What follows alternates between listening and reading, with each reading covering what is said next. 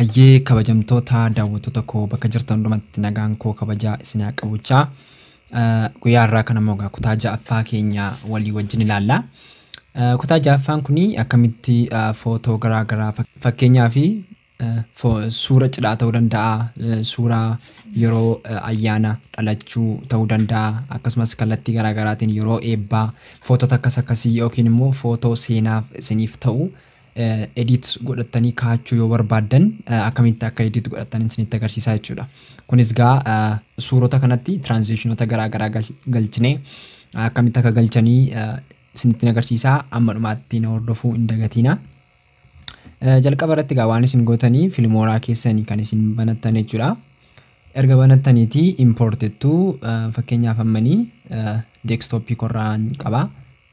IT Expo demee kan ture IT Expo sana footoo sana yoon barbaada ta'e isan kan hin fidadhu jechuudha. Yoo barbaadani guutummaa isaa akkuma jirutti folderaan fiduu dandeessu. Yoo barbaadan immoo bantanii Ctrl+A tanii hunda isaa click gootanii footoo kana hundumaa open ettu jechuudha. Kana booda kuno import godheera footota kana hundumaa jechuudha.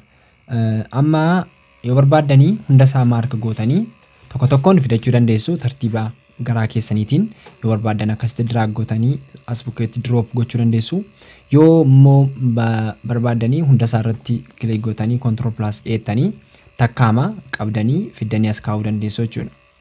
Hunda isaatu waan tokko isin rakkisini. Kana booda gaa tokko tokko footoo kana irratti transitionota garaa garaa galchuun ni barbaachisaa. Akkasumas gaa footoo sana yoo wantooti garaa garaatti footoo sana edit gochuuf yoo barbaachisa ta'es edit gochuun nurra jira jechuudha. Fakkeenyaaf footoon jalqabaa gaafa laaltanii kun amma akka argitanii yoon play godhee bifa kanaatiin jalqabeera. Garuu immoo waan tokko transitioning gidduun jiru ofiima isaa footoon sun of jijjiiraa deemaa jechuudha. Waan tokko transitionis gidduun jiru ammatuun kana export godheeti footoma akkasitti malee wanta bareedaa ta'e tokko hin argadhu jechuudha. Kanaaf footoo gidduu irratti transitioning ni barbaachisa.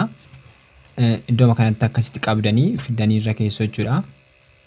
Akka kanatti irra kaa'aa deemtu akka garaa keessanitti jechuudha. Kana booda transitionii sana fakkeenyaaf play goone yoo ilaalle kuno haala kanaatiin kan inni jijjiiru jechuudha. Kun akkuma argitan kana kanaaf kana gidduuttis kun kanatti jijjiira.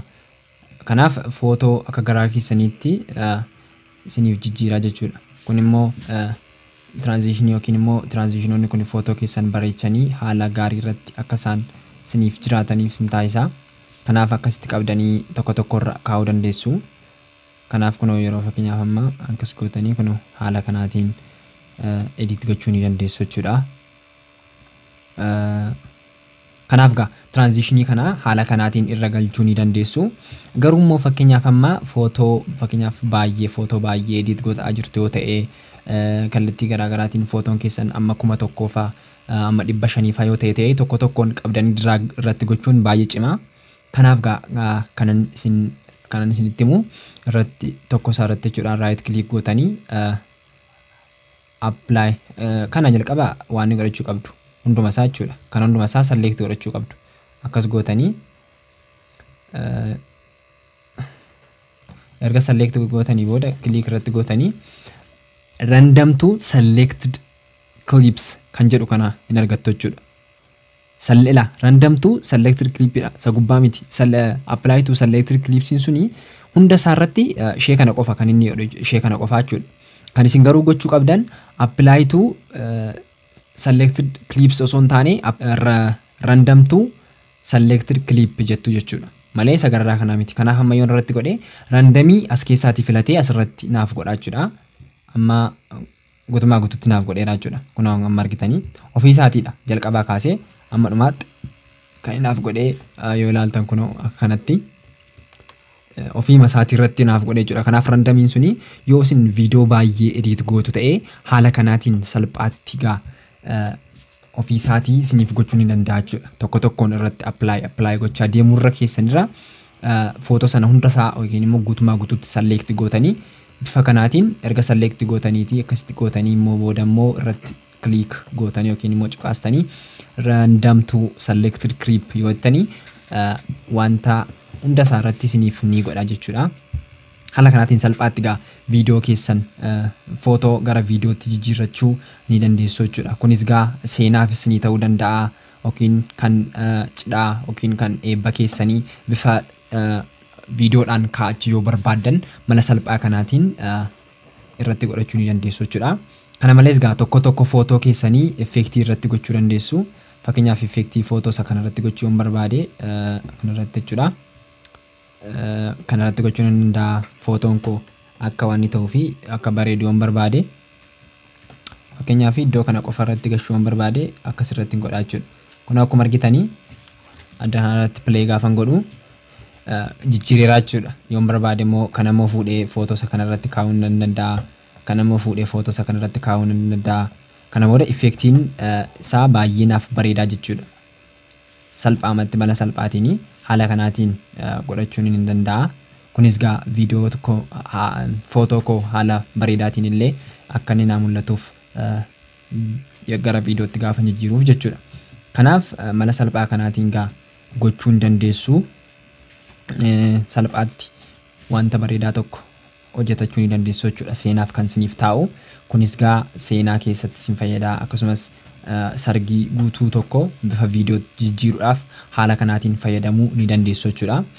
Kana malees egaa tokko fakkeenyaaf amma kuni addan iddoo kanaatii ka'ee amma iddoo kanatti argitanii deeqaa tokkoof kun adda kan ilaaltanii deeqaa tokkoof fi seekondii 15 irra jira.